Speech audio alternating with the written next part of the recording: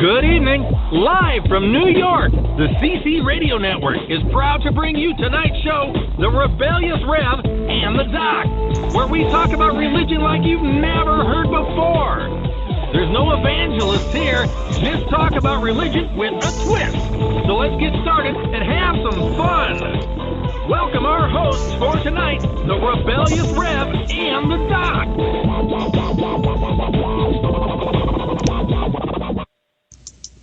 There is no heaven, there is no hell, there is only this world and its dark reflection. And we do not know in which of the two worlds we are. Good evening, ladies and gentlemen. This is the Rebellious Rev, otherwise known as Felix or Phil. And this is the Doc.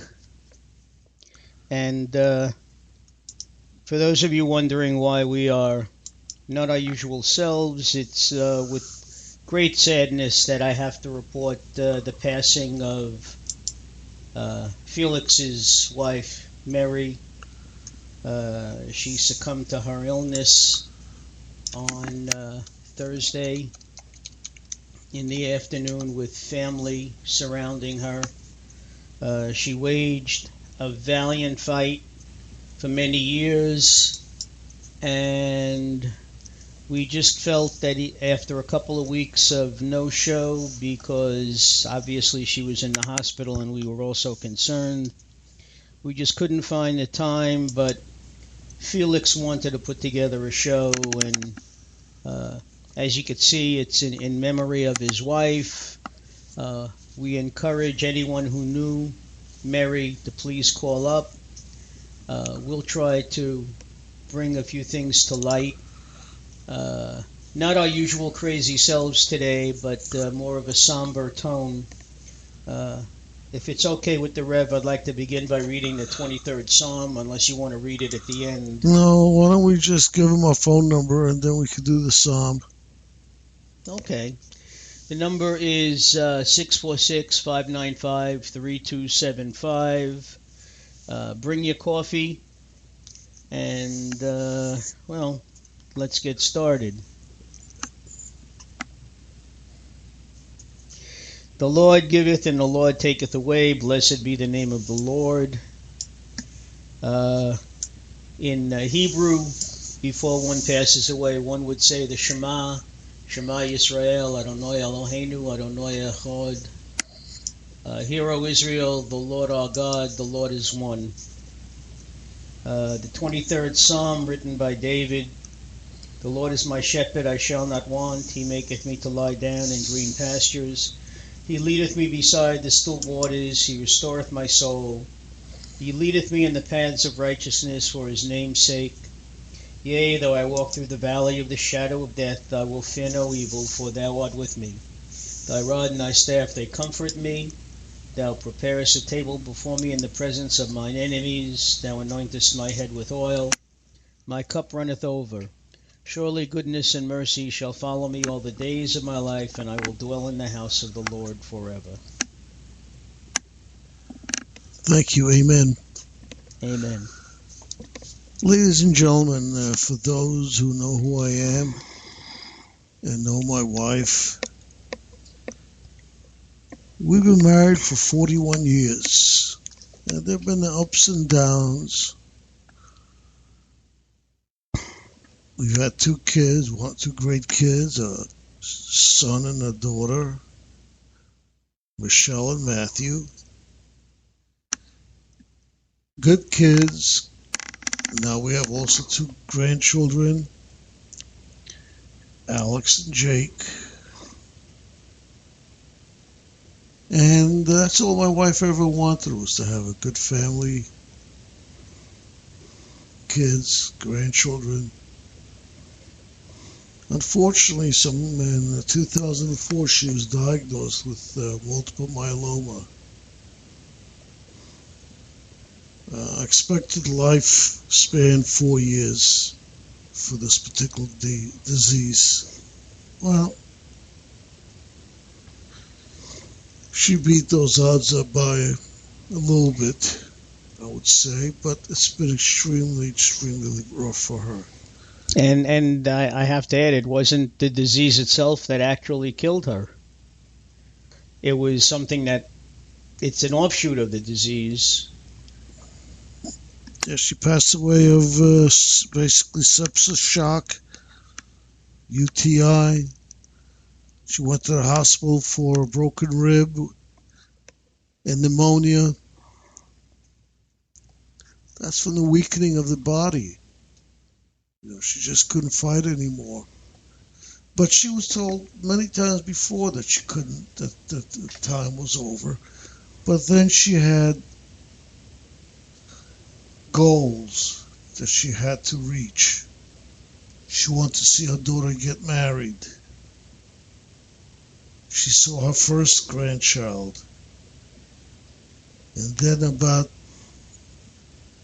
a little over 2 years ago, they wanted to once again send her to hospice, and they said she only had a very limited time to live. Well, she just found out my daughter was pregnant, and she wanted to stay and see the baby. Once she saw the baby, then she said, I'd love to see him just one more year. He had his first birthday in January. I think it was January. My memory's shot. Oh, January's coming up next month. No, not January. June, maybe. I think he was a summer baby, wasn't he? Yeah. Ladies and gentlemen, I apologize. I didn't write anything down. I'm just going off memory and...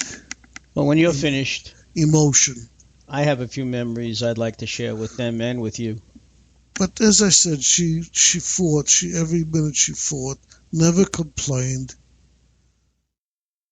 She was always happy to see her family. She always needed help, and I was always there by her side. And that was the best time of my life, being able to just be with her all the time, helping her, knowing that we're doing things that are so important to her and to me together. Seeing Alex grow, seeing the birth of Jake. And last Thursday, Thanksgiving, it was 2 Thursdays ago, where everybody sat at the table. She basically said that this was the last Thanksgiving she'll be having with anybody. It's amazing how the body knows and the person knows. And that's what happened. That was her last birthday. Not last birthday, last Thanksgiving, and she passed away. A young 66.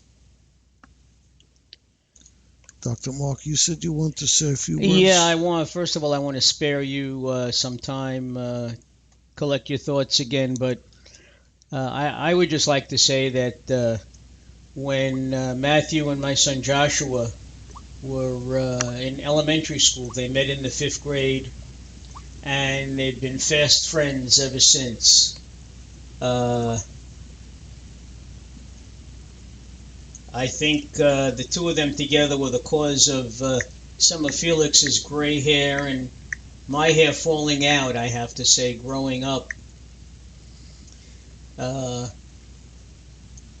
They used to take joyrides in the car at 14 and 15 while Merri and Felix were sleeping.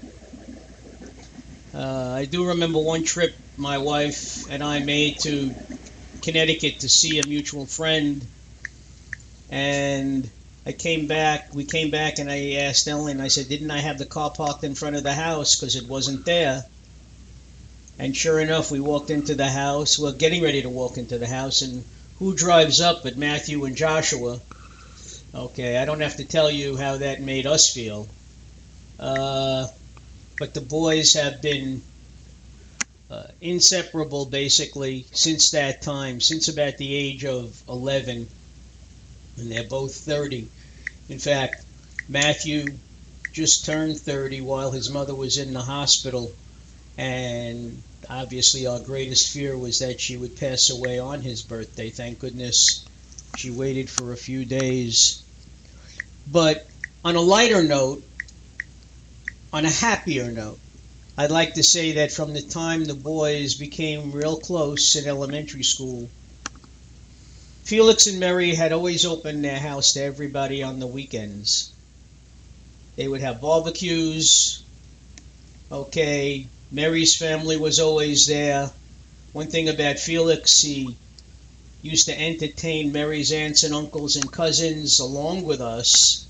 Okay, and everybody was always welcome.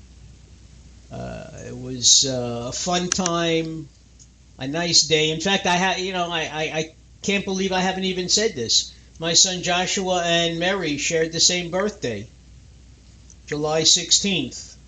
They shared the same birthday. And many times we would celebrate together. We'd have a joint cake. Happy birthday, Merri and Joshua.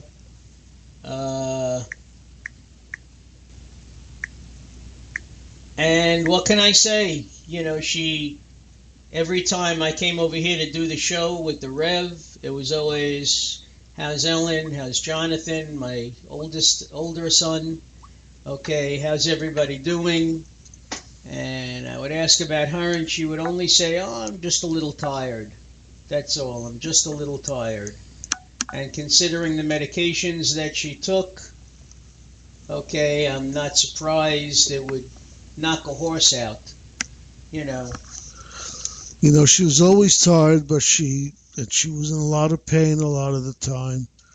But she never really let it stop her from doing what she wanted. I mean, she couldn't do much, but she had family come in. She was always happy with that. She always smiled when she saw somebody. She'd be fast asleep and somebody would call, and she would just wake up and talk as if everything's just fine. When you talk about always smiling, Merri was happiest, I have to say. In fact, I mentioned this to Matthew today. Merri was always happiest when the grandchildren were over. She used to love to go, when she was feeling better, she used to love to pick up Alex from school and take him to doctor appointments in order to make things a little easier for Michelle. Okay? And she was always happy when Matthew's friends came over. She used to call Matthew's friends her boys. And as returning the compliment, the boys always called her Mom. She was always referred to as Mom. My son Joshua referred to her as his second mother. I know a friend of theirs, Kevin always called her Mom. I don't even think Kevin knew her first name. Her first name was Mom. It's like when you ask a little child, what's your mother's name? What's your father's name? Mom and Dad. Okay, that's just the kind of person Merri was. And if you were to see some of the tributes that are being sent through social media, people who haven't seen her in years got wind of the fact because they might have been Facebook friends with Merri, and they say what a wonderful person she was, and they were sorry that they weren't able to spend more time with her, that they had drifted apart, but they had such fond memories, and that's basically what we have. And isn't that all you could ask when someone passes away, that you have fond memories to share? Because when you have these fond memories, it keeps the person alive in your heart. And that's the way you have to remember her, in your heart. Look at an image when she was happy, holding one of the kids. Keep it in your mind, keep it in your heart. And that's the way you have to remember her. Remember her for the good times, all the good she's done. And she'll always be with you. And she'll always, be with me. Right now, when I look at the pictures